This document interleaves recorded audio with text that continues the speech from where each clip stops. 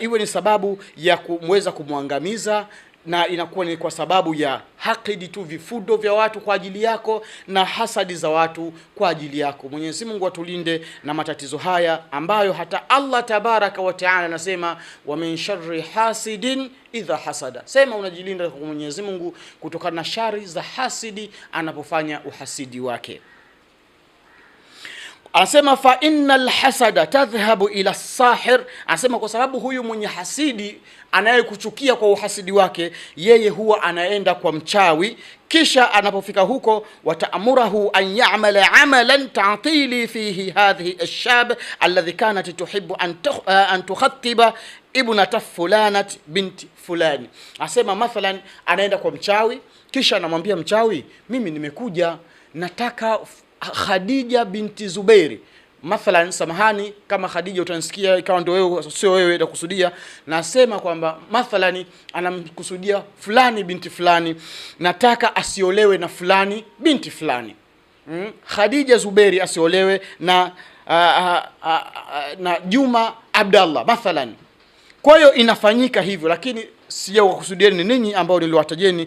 Kwa hiyo pahapo panafanyika chawi, na yule mchawi waqad yakunu sababa kaida nisai ba'dahunna ba'da aw ar-rijali yantaqimu min al-akhar. Na hiyo pia uchawi wa namna hiyo mara nyingi wakati mwingine inatokea ni wanawake kwa wanawake wanafanyiana hivyo, au wanamume kwa wanamume wanafanyiana hivyo.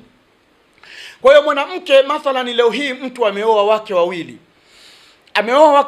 Sasa huyu mke, labda mke mdogo, amefika amemkuta mwenza wake mwenyewe kapambana na maisha, kapambana vizuri na mmewe, mpaka huyu mke mdogo amekuta maisha mazuri, na yeye anaanza katika ndoa akiwa katika maisha mazuri. Lakini bahati mbaya tu, kwa chuki zake huyu bi mdogo anaenda kumroga bi mkubwa, kwamba huyu mume akifika kwa bi mkubwa asiweze kufanya chochote kitu.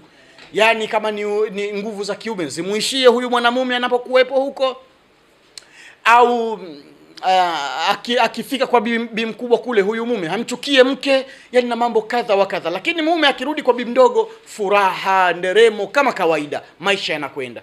Hizi zinatokea. Lakini pia wakati mwingine bi mkubwa naye anaweza akaona, kwa nini mimi nimehangaika na huyu mume mpaka leo hii nimefikia maisha mazuri namna hii. Bi mkubwa naye anaenda kumroga huyo bi mdogo, kwamba pamoja kwamba umeoa sawa, lakini huko hutofanya chochote, hutostarehe naye, hutokuwa na furaha naye. Bi mdogo itakuwa maradhi juu ya maradhi, kuumwa ndio kuumwa, matatizo ndio matatizo, mpaka inafikia pahala mume anasema kwa namna hii haiwezekani, binti wewe